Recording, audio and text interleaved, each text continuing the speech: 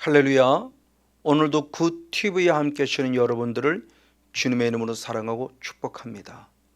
하나님께서는 당신의 본질은 하나님의 영으로 우리를 창조하셨습니다. 그래서 창세기 2장 7절 말씀에 하나님께서 사람을 흙으로 만드시고 그 코에 생기를 불어넣으시니 생영이 되었다. 즉 생명체 살아있는 영적인 존재가 되었음을 말해주죠.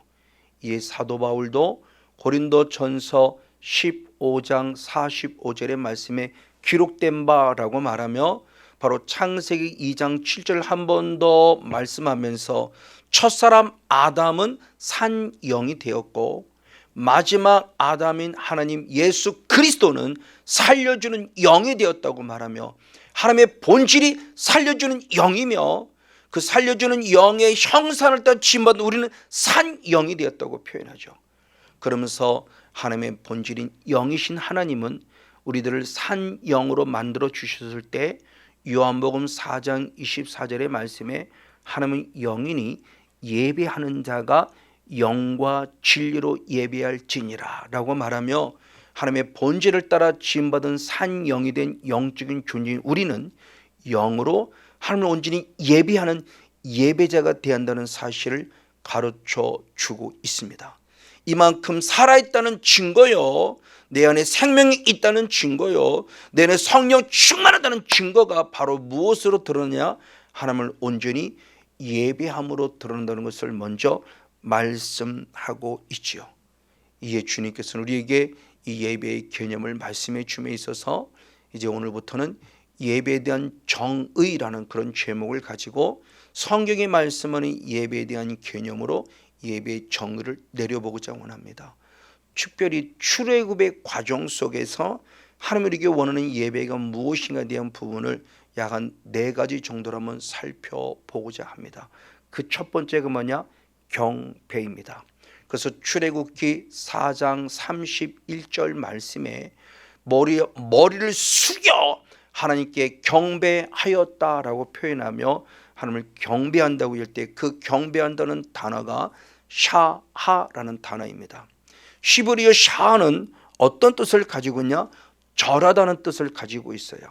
자, 눈에 보이는 자세는 절하다예요.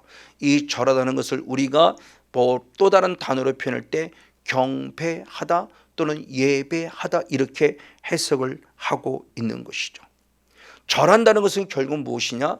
나 자신을 철저히 낮추고 하나님을 높여드리는 것을 바로 절하다라고 표현한다는 사실이죠. 그래서 창세기 24장 52절의 말씀에 바로 아브라함의 종 엘리에셀이 하나님 앞에 온전히 영광을 돌리며 땅에 바짝 엎드려 여호와께 절하였다 이렇게 표현해요. 그런데 이 절하였다는 원어가 역시 샤하라는 원어예요. 그랬을 때 이 절한다는 원어를 새 번역 성경에서는 경배했다 이렇게 표현하고 쉬운 성경에서는 예배했다 이렇게 표현해요. 근데 유일하게 개역 성경과 개역 개정 성경은 하나님께 절하였다 이렇게 표현합니다. 실제로 바로 이 아브라함의 종 엘리에셀이 하나님의 은혜가 너무너무 감사한 거죠. 어떤 은혜가 감사하냐?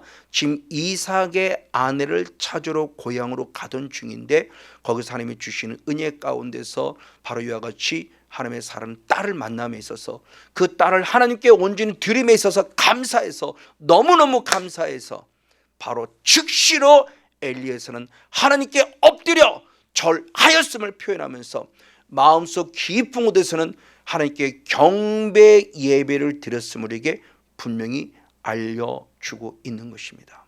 자, 그렇게 경배할 때 절했을 때 따르는 행동이 있어요. 무엇이냐? 머리를 숙였다 이런 단어가 있고요, 땅에 엎드렸다 이런 단어가 있고요, 그리고 머리를 숙였다 뿐만이 아니라 무릎을 꿇었다라는 이런 단어 행동이 분명히 같이 유발되고 있습니다. 그렇죠? 절하기 위해서. 그래서 하나님을 경배했을 때 머리를 숙임도 있고 무릎을 꿇음도 있고 또는 땅에 바짝 엎드렸다는 사실 자체가 기록되어 있습니다. 그런데 또 다른 각도로 보면 머리를 숙였다 또는 무릎을 꿇었다 또는 땅에 엎드렸다는 것은 회개하는 또 다른 우리의 자세를 또한 유추해 주기도 해요. 회개할 때 심령 속에서 머리를 옷을 찢고 머리에 죄를 쓰는 것도 있지만 내 삶의 모습이 가장 낮은 곳으로 내려가서 무릎을 꿇었고 바짝 엎드렸고 머리를 숙이는 행동을 통해서 나는 죄인임을 고백하는 또 다른 행동을 이와 같이 유발하고 있기도 하다는 사실이죠. 맞습니다. 이렇게 하나님께 영광을 위해서 내가 바짝 낮을 뿐만 아니라 내가 죄인임을 시인하는 자세로서 바짝 엎드린다는 것을 얘기해 주고 있죠. 대표적으로 욥입니다. 그래서 욥기서 1장 20절의 말씀에 보면 욥은 바로 겉옷을 찢고 머리털을 밀고 땅에 엎드려서 주님을 경배했다라고 표현해줘요. 자, 이 사건은 어떤 사건이냐? 대단히 안타깝게도 욥의 재산을 다 빼앗겼고 10자녀가 다 죽습니다. 이 자녀가 죽는 것을 보면서 욥은 통곡하고 애통하는 심령 가운데 바로 무릎을 꿇어 땅에 엎드려 주님을 경배했다고 하는 것이죠. 이것은 결국 뭐냐? 단순히 슬픔을 표현하는 차원을 뛰어넘어서 내가 지금 회개하고 있음을, 내 죄임을 고백합니다. 이 아버지의 죄 때문에 혹시라도 아들들이 죽지 않았을까, 자녀들이 죽지 않았을까 애통하는 철저히 애통의 자세를 보여주면서 무릎 꿇어 회개하고 있으니 이것이 바로 주님을 경배하는 자세임을 보여주고 있는 것이죠. 또한 더불어 다윗도 역시 마찬가지입니다. 다윗이 사랑하는 아들이 그만 태어나자마자 죽습니다. 우리 아내 밧세바를 통해서 낳았을 때 결국 죽고 말았을 때 이 죽은 아들을 통해서 그는 철저히 회개하며 금식하고 하나님을 경배했다는 사실을 사무엘하 12장 16절과 20절에 기록합니다. 맞습니다. 금식했습니다. 그리고 철저히 밤새도록 땅에 바짝 엎드렸습니다. 회개하는 것이죠. 아버지 다윗의 음란의 죄로 말미암아 사는 자녀가 죽었어요. 철저히 다스린 회개합니다. 그리고 그는 뻘떡 일어서 주님을 경배했다라고 표현을 통해서 우리가 지금 주께 나아가는 경배의 자세가 어떤 자세임을 보여주니 나를 철저히 낮추되 단순히 낮춤이 아니라 내가 죄인임을 인정하면서 욥과 같이 다윗과 같이 낮아지는 그 길, 그래서 주님만을 높여 찬양하는 것이 경배의 예배의 개념임을 우리에게 잘 알려주고 있습니다. 이 삶을 실제로 살으신 분이 있습니다. 누구입니까? 바로 예수 그리스도입니다. 즉 예수 그리스도는 경배자의 삶, 예배의 삶을 살았으니 하나님과 동등됨에도 불구하고 동등됨으로 여기지 아니하시고 자기를 낮추어서 십자가에 죽기까지 복종하셨다고 말하며 예수님 스스로가 경배자의 길을 걸어가셨으니 경배의 예배의 삶을 살았다는 거죠. 그래서 빌립보서 2장 6절과 8절 말씀을 통해서 보면 이 말씀이 그대로 기록되어 있어요.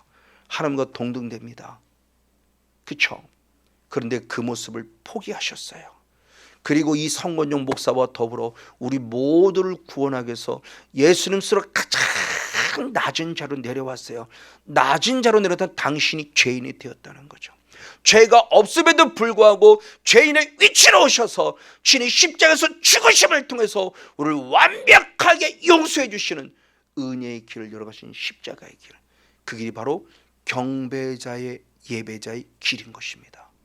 그 일을 완성하신 주님은 우리도 똑같은 말씀하셨어요. 그래서 마태복음 16장 24절의 말씀에 나를 쫓으려거든 자기를 부인하고 자기 십자가를 지고 예수님의 십자가를 따라와라 라고 말하며 우리도 철저히 경배자의 삶을 살아감 속에 오늘도 죽고 내일도 죽고 늘 십자가 앞에 무릎 꿇어야 될 것을 말씀해 주고 있죠. 이것이 내가 죄인임을 시인하고 인정하고 고백하는 겁니다. 그래서 사도 바울은 갈라디아서 2장 20절의 말씀에 그리스도와 함께 십자가에 못 박혀 죽었다라고 표현해요. 그것도 한 번이 아닙니다. 고린도전서 15장 31절 말씀에는 날마다 죽었다고 표현해 주고 있습니다. 그럼 죽는다는 것은 과연 무엇을 말할까요? 이건 영적인 의미 속에 죄와 상관된 것을 말하죠. 그래서 로마서 6장 6절 말씀에 옛사람이 죽었다고 하는 표현은 다시는 죄짓지 않기 위함이다 라는 말씀을 통해서 결국 뭐냐? 죄에 대해서 죽은 걸 말해요. 내가 철저히 죄에 대해서 죽어야만 진정한 내 안에 예수 그리스도만 살아나는 것이고, 죄에 대해서 죽을 때 죄성이 결국 죽었다는 것을 통해서 내 안에 어둠의 나로부터 떠나갔다는 사실을 분명히 가르쳐 주고 있는 것이죠. 그럼 그 어둠이 떠나간다는 것은 언제 가능한가? 성령을 힘입을 때만이 가능합니다. 그래서 마태복음 바로 12장 28절 말씀에 성령을 힘입어서 귀신을 쫓아냄으로 말미암아 우리 안에 이미 하나님의 나라가 이루어진 것을 증명해 주고 있으니 바로 이와 같은 모습을 통해서 성령이 필요한 것이죠. 그래서 주님께서는 똑같은 의미 속에서 요한복음 4장 24절에 말씀할 때도 하나님은 영이시니 예배하는 자가 영과 성령과 진리 말씀으로 예배할지니라고 말하며 성령을 통해서 예배할 것을 말씀합니다. 이게 바로 경배 예배입니다. 그럼 이 경배 예배인 성령으로 우리에게 무엇을 해주시는가? 요한복음 16장 7절과 8절 말씀을 통해서 보혜사 성령이 우리에게 오셔서 가장 먼저 하시는 일이 무엇이냐? 우리 죄에 대해서 책망하신다고 말씀해요. 성령을 통해서 환상을 보는 것도 중요하고, 예언을 하는 것도 중요하고, 방언을 하는 것도 중요하고, 귀신을 쫓아내는 것도 중요하지만 진짜 중요한 것은 우리 죄가 무엇인가를 책망받고 그 죄에 대해서 철저히 회개, 즉 경배 예배를 통해서 예수의 피로 깨끗하게 씻어내는 바로 그 삶이 우리에게 정말 중요함을 가르쳐 줍니다. 맞습니다. 바로 이렇게 회개할 때 어떤 일이 벌어지느냐? 사도행전 2장 38절의 말씀에 회개하여 죄사함을 얻으라, 그리하면 성령을 선물로 받으리라고 합니다. 맞습니다. 이렇게 성령을 받을 때 조금 전에 앞에도 말씀드린 대로 마태복음 12장 28절대로 그 성령을 힘입어서 내게 남아는 죄성 마귀를 쫓아냄으로 말미암아 가장 확실한 하나님의 나라를 이루는 승리의 삶을 살 수 있다는 바로 중요한 것을 알려줍니다. 이것이 바로 경배 예배입니다. 그래서 나는 철저히 죄에 대해서 죽음으로 말미암아 오직 내 안에 예수님만 살아계셔서 하나님을 경배하는 거룩한 예배의 성공자가 되어지기를 예수님의 이름으로 간절히 축복하고 축원을 드립니다. 그러나 반면에 두 번째는 어떤 예배가 있느냐? 섬김의 예배가 있음을 성경은 가르쳐 줍니다. 대표적으로 출애굽기 3장 12절 말씀에 하나님께서 모세를 애굽 땅으로 보내요. 애굽 땅에서 이스라엘 백성을 구원해냈을 때 이 산에서 나를 섬기게 하라라고 말씀하며, 하나님이 모세를 이스라엘 백성에 보낸 목적, 애굽에 보낸 목적, 그래서 애굽에서 끄집어내므로 말미암아 우리를 구원하신 목적을 말씀합니다. 우리를 구원하신 궁극적인 목적은 이 산에서 맞습니다. 지금 이 본문으로는 시내산의 바로 이 산에서, 이 호렙산에서 하나님을 섬겨라 라고 말하고 있습니다. 바로 두 번째로 섬김의 예배입니다. 이 섬기다라는 원어가 아바드라는 원어인데, 이 아바드라는 원어는 무슨 뜻을 가지고 있냐? 일하다라는 뜻을 갖고 있고요, 봉사하다는 뜻을 갖고 있고요, 시종 들다라는 뜻을 가지고 있고, 섬기다는 뜻을 가지고 있어요. 근데 이게 하나님의 거룩한 명령입니다. 거룩한 주님의 요구입니다. 그래서 신명기 10장 12절 말씀에도 이스라엘 여호와 하나님께서 내게 요구하는 것이 무엇이냐라고 말하며 주님의 거룩한 요구가 있으니 무엇보다 하나님 아버지를 사랑하고 경외할 때 다른 것이 아니라 마음을 다하고 목숨을 다하고 성품을 다해서 여호와 하나님을 섬기는 것이라고 표현할 때 그 섬기다는 원어가 바로 아바드라는 원어입니다. 맞습니다. 그런 그 섬긴다고 하는 것은 결국 무엇이냐는 겁니다. 역시 내 힘으로 섬길 수 없어요. 경배의 예배를 통해서 철저히 회개하고 회개를 통해서 죄사함 받았으면 아까 말씀드린 대로 사도행전 2장 38절에서는 성령을 선물로 받는다고 그랬어요. 맞습니다. 이제 우리 성령을 선물로 받아서만 우리가 온전히 주님을 섬길 수 있는 거예요. 그래서 사도 바울도 말하는 모습 가운데서 바로 빌립보서 3장 3절의 말씀에 너무너무 중요한 말씀을 했으니 성령으로 봉사하라 라고 말하며 그 봉사가 하나님께 드리는 거룩한 섬김을 말씀해 주고 있어요. 그 섬김이 결국 뭐냐? 라투 류오라는 원어입니다. 라투리오라는 원어가 로마서 12장 1절 말씀에 너희 몸을 하나님이 기뻐하는 거룩한 산 제사로 드리라. 이것이 너희들 영적 예배니라 할 때 그 예배의 개념과 동의어입니다. 우리는 분명히 예배라고 되어 있지만 라트레이아라는 원어로서 킹제임스 흠정역 번역본에서는 합당한 섬김이다 말하면 그 예배가 바로 섬김이에요. 그래서 섬김이란 라트레이아는 명사이고 그것이 어디로부터 섬기다 봉사는 뜻을 가진 바로 라트류라는 원에서 파생된 단어로서 성령을 힘입어서 하나님께 온전히 봉사하는, 그리고 오직 예수님을 자랑하고 육신을 신뢰하지 않는 그 사람이 영적 할례당이다. 즉 진정한 주님을 섬기는 자임에 대해서 성경은 말씀하고 있다는 사실이죠. 맞습니다. 그러면서 구약에도 똑같은 말씀을 하고 있죠. 민수기 8장 11절 말씀에 하나님께서 이스라엘 백성들 가운데 레위인을 하나님께 드리라고 표현합니다. 즉 섬긴다는 것은 가장 먼저 나 자신을 주께 드리는 거예요. 그래서 다시 민수기 8장 11절에 보면 하나님께 드리는 거룩한 요제가 되는데 이것이 여호와께 봉사케 하기 위함이라고 말하며 나 자신을 드림이 하나님께 섬김이니 그 봉사한다는 원어가 역시 똑같이 말씀드린 아바드예요. 하나님을 섬기는 거고 하나님께 일하는 거고 하나님께 봉사하는 겁니다. 누가? 레위 족속들이. 부족하지만 지금 이 순간에 우리에게 적용시키면 여기는 성권용이라는 목사가 하나님의 일을 위해서 전폭적으로 나 자신을 드림으로 말미암아 하나님을 예배하는 예배의 성공자가 되어야 한다는 것이죠. 경배의 예배를 통해서 드려진 것뿐만이 아니라 섬김의 예배자로서 이 몸으로 하나님께 드리는 거라는 겁니다. 그래서 앞서서 말씀드린 로마서 12장 1절 말씀에 너희 몸을 하나님이 기뻐하는 거룩한 산 제사, 이 몸이 성령이 임하심으로 말미암아 하나님께 드린 거룩한 바로 산 제물이 될 것을 말씀해 주고 있는 것이죠. 맞습니다. 바로 이 모습이에요. 이렇게 해서는 철저히 성령을 받아야만 할진데 그 성령을 받으려면 역시 무엇 해야 되느냐? 역시 앞에서 말씀드렸지만 사도행전 2장 38절의 말씀에 회개하라. 그리하면 제삼을 얻을 것이며 성령을 선물로 받는 것이죠. 맞아요. 이렇게 철저히 회개해서 제삼 받으면 이제 우리의 몸은 어떻게 되느냐? 고린도전서 6장 19절의 말씀에 성령님이 임하신 거룩한 성전이 된다는 거예요. 이제는 우리의 몸과 마음이 하나님을 예배할 수 있을 만한 거룩한 성전이 되었습니다. 그럼 성전된 이 몸이 어떻게 되느냐? 베드로가 말하기를 베드로전서 2장 5절에 말씀했을 때 너는 신령한 집으로 세워진다. 즉 성전으로 세워진다.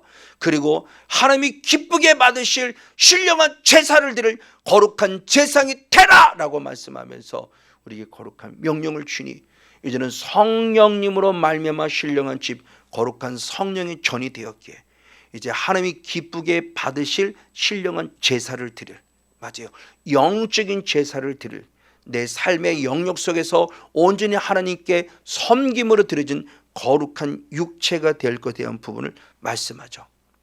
이것이 바로 주님께 봉사하는 자입니다. 그래서 다시 한 번 더 앞에서 말씀드렸듯이 빌립보서 3장 3절의 말씀에 성령으로 봉사한다라고 표현했어요. 그 봉사한다가 바로 섬긴다는 의미를 갖고 있는 언어와 똑같다는 사실이죠.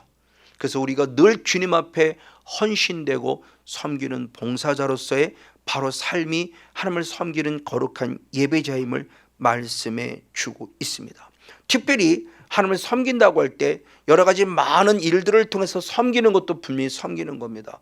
근데 조금 더 영적 원리를 살피면 아주 중요한 게 요한일서 4장 7절의 말씀해 볼 때 하나님의 본질을 사랑이다라고 표현하면서 하나님의 본질인 그 성령이 우리 안에 거면 서로 사랑하라 그랬어요. 사랑할 때 하나님께로 난 자임을 증명할 뿐만 아니라 하나님을 안다라고는 증명이 된다는 거예요. 이건 너무너무 중요한 영적 의미를 갖습니다. 하나님을 내가 하나님께로부터 나서 하나님을 안다는 증명이 뭐냐? 서로 사랑할 때요. 이걸 역으로 표현하면 사랑하지 않으면 어떻게 되냐는 겁니다. 이걸 사도연이 다시 말씀했으니 요한일서 4장 20절의 말씀에 눈에 보이는 사람을 사랑하지 아니하면 눈에 보이지 않는 하나님을 사랑한다는 건 거짓말이라는 거예요. 제가 2009년 9월 달 하나님을 인격적으로 만나면서 첫 번째 들은 음성이 요한일서 4장 20절이었어요. 저는 목사로서 바로 경배 예배는 철저히 했어요. 그러나 삶의 영역 속에서 섬김의 예배자는 되지 못했어요. 가정에 돌아가서 아내에게, 가정에 돌아가서 자녀들에게 이 좋은 영성을 유산을 물려주지 못하고 오히려 그들을 윽박질렀고 내 소유물이냐 아내에게 함부로 했고 자녀들에게 함부로 한 게 저의 모습이었어요. 그리고 하나님을 인격적으로 할 때 가장 첫 번째 이 음성을 듣고 정말 저는 통곡하며 눈물을 흘리며 기도했고 장장 4개월 동안 저는 회개하며 눈물 속에서 살아갔어요. 그리고 이 은혜가 제게 임하고 나서 가장 먼저 첫 번째는 열매가 뭐냐, 내 안에 천국이 이루어짐이 끝남이 아니라 가정천국을 만들 수 있었던 거예요. 왜? 아내를 사랑하고 아내를 섬길 수 있었어요. 맞아요. 눈에 보이는 아내도 사랑하지 못하면서 눈에 보이지 않는 하나님을 사랑한다고요? 그건 새빨간 거짓말이라는 거예요. 저는 이 말씀이 얼마나 충격적으로 와닿는지 모릅니다. 그래서 철저히 회개했고요. 그 회개의 모습이 가정천국을 이루었으니 아내와의 관계가 아름다워졌고 자녀들과의 관계가 회복되었으니 하나님을 진정 섬기는 예배자의 삶을 지금까지 13년 지나기까지 변함없이 더 풍성하게 살아가고 있다는 것은 얼마나 감사한지 모릅니다. 맞습니다. 이런 대표적인 인물이 누구냐? 바로 사울이었습니다. 사도 바울 되기 전에 사울의 모습이었어요. 그럼 사울은 어떤 사람이느냐? 사도행전 8장 3절의 말씀에 보니 사울이 교회를 핍박했어요. 교회를 진멸했어요. 그리고 각 집에 들어가서 남녀들, 예수를 나의 구원자로 믿는 남녀들을 감옥에 갇히는 것을 자신의 사명을 알았어요. 그건 자기가 그것이 오히려 하나님께 열심이라고 착각한 신앙을 가졌어요. 그러다가 드디어 그가 다메섹 도상의 사람을 인격적으로 만나죠. 하나님을 인격적으로 만날 때 무슨 음성을 듣느냐? 바로 사도행전 9장 5절의 말씀에 볼 때 나는 내가 핍박하는 예수라 라는 이야기를 들어요. 청천벽력 같은 정말 충격적인 얘기입니다. 사울은 예수님을 죽이지 않았어요. 그런데 예수님이 핍박을 받았대요. 이 말은 뭘 말하는 걸까요?